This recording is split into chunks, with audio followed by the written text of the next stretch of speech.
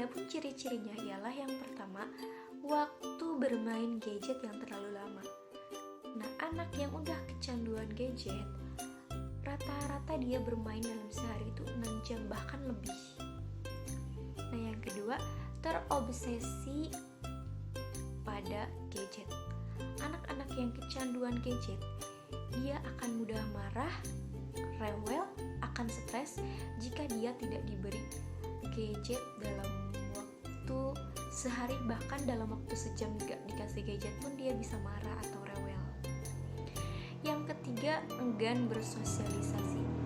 Jadi anak yang udah kecanduan gadget, biasanya dia tidak mau atau malas saat bertemu dengan orang-orang di sekitarnya. Bahkan dia kurang senang bergaul dengan anak yang seumurannya. Dia lebih asik bermain dengan gadgetnya dan di dunia gadgetnya itu sendiri. 4 adalah rutinitas terganggu. Rutinitas kesehariannya pun akan terganggu karena anak sudah kecanduan dengan gadget. Mulai dari dia malas makan, malas mandi, mulai malas sekolah, mulai malas ngaji. Pokoknya kegiatan sehari-harinya dia menjadi malas dan lelet. Nah, yang kelima ialah pola tidur terganggu.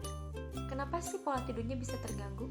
Karena anak-anak yang kecanduan gadget biasanya dia akan memainkan gadgetnya sampai larut malam, sehingga tidurnya jadi kurang, jadi dia juga akan kurang fit, badannya juga akan, bangunnya juga akan kesiangan. Nah, yang sekarang yang keenam, prestasi sekolah pun menurun. Kenapa? Karena anak yang sudah kecanduan gadget mengalami kekurangan konsentrasi dalam belajar.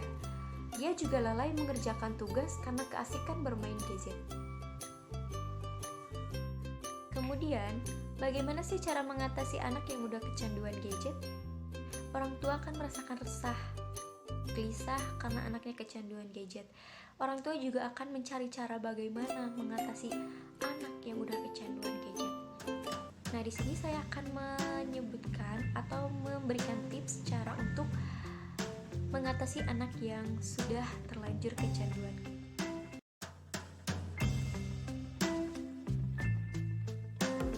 Nah, yang pertama adalah diet gadget secara bertahap.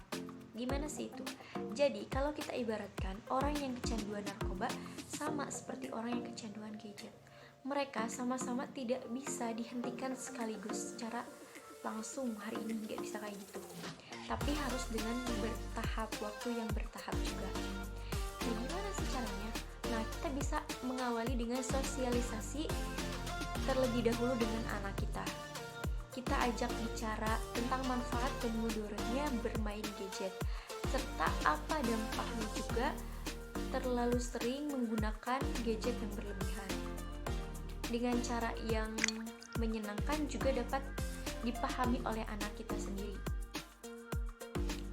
Nah, kemudian kita sampaikan dampak-dampak yang terjadi pada dirinya karena selama dia main gadget.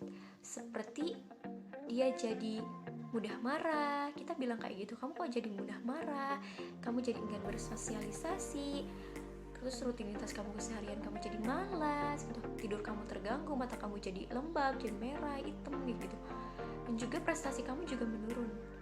Kita bilang ke anak harus kayak gitu. Apa penyebab dampaknya kayak gitu? Karena biar anak pun jadi berpikir, oh jadi karena kita sering main gadget, sikap kita jadi kayak gini gitu. Nah, kemudian kita mengajak anak untuk mengurangi waktu bermain gadget. Contohnya kita kurangi ya. Kalau biasanya anak-anak yang sering main gadget 6 jam dalam sehari itu 6 jam. Kita kurangilah jadi 1 hari. Perjanjian. Kalau gini, kita buat aja perjanjian. Contohnya kayak gini. Nah, kalau kamu bisa ngurangin sehari, dalam sehari kamu bisa ngurangin 1 jam jadi 5 jam dalam 1 minggu. Nah, ibu kasih reward atau orang tuanya kasih hadiah gitu. Nah, kalau anak udah setuju, nah, kita lakuin. Dan juga secara bertahap gitu. Dalam waktu seminggu dia berhasil 5 jam dari 2 jam contohnya, menguranginya 1 jam gitu. Nah, kasih hadiah apa aja yang bisa menyenangkan buat dia, karena anak-anak itu kalau dikasih hadiah itu seneng gitu, dia mau gitu. Nah, yang kedua, berikan aktivitas yang menarik dan juga menyenangkan bagi anak. Kenapa sih harus kayak gitu? Karena anak yang terbiasa berlama-lama di dalam seharinya itu bermain gadget, tentu jam yang kita kurangi harus diganti dengan aktivitas yang lain. Nah, di sini orang tua harus pintar-pintar memilih ide gitu untuk mengisi waktu yang kita kurangi dalam bermain gadget untuk anak. Misalnya kita ajak main kemah-kemahan di depan rumah, atau enggak kita ajak main bareng kita, main bola gitu, olahraga, atau enggak kita ajak main masak-masak, apa aja yang menyenangkan tanpa gadget dan lain, pokoknya apa aja yang penting bisa mengatasi waktu yang biasanya dimainkan gadget. Karena kalau nggak gitu anak kita bisa stres gitu. Nah, yang ketiga, ajak anak bermain dengan teman sebayanya. Kita ajak anak keluar main ke taman, karena anak-anak biasanya banyak ya di taman. Kita ajak main anak kita ke taman bersama teman-temannya yang lain, atau enggak ajak anak-anak tetangga, anak-anak yang sebayanya dia main ke rumah kita gitu. Yang keempat, orang tua memberikan contoh penggunaan gadget yang baik di depan anak. Nah, jadi kita jangan dulu menyalahkan anaknya ya, sebelum tahu bahwa gimana sih orang tua gitu. Orang tua main gadget gak sih di hadapan kita yang lama-lama gitu. Nah, sebagai orang tua yang baik, kita harus mencontohkan yang baik dong, karena anak itu adalah peniru yang baik di usianya. Nah, jadi yang terakhir adalah tidak memberikan gadget pribadi kepada anak di bawah umur atau anak yang belum balik. Jadi sebagai orang tua tidak boleh memberikan anak gadget pribadi. Sebenarnya kayak gini, kamu bicara kayak gini, nah ini gadget untuk kamu. Si anak itu pasti, anak kecil kan suka yang itu pribadi barang aku ya, jadi takut. Nah, jadi anak kecil tidak boleh diberikan handphone pribadi. Karena apa? Karena anak akan berpikir seperti, oh ini HP aku, ini orang tua yang berikan buat aku, jadi aku mau mainin kayak gimana pun, jam berapapun terserah aku karena ini HP aku. Jadi anak tidak punya peraturan bagi dirinya sendiri, karena kalau anak udah seneng ya seneng main-main gitu aja terus. Pasti dia seneng kalau dikasih barang yang dia senang, pasti dia mainin terus gitu kan. Beda lagi dengan anak yang udah balik atau anak SMA contohnya.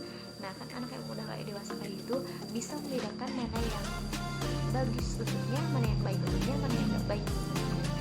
Jadi buat orang tua, jangan memberikan HP pribadi untuk anaknya. Nah, itulah tips atau cara untuk mengatasi anak yang kecanduan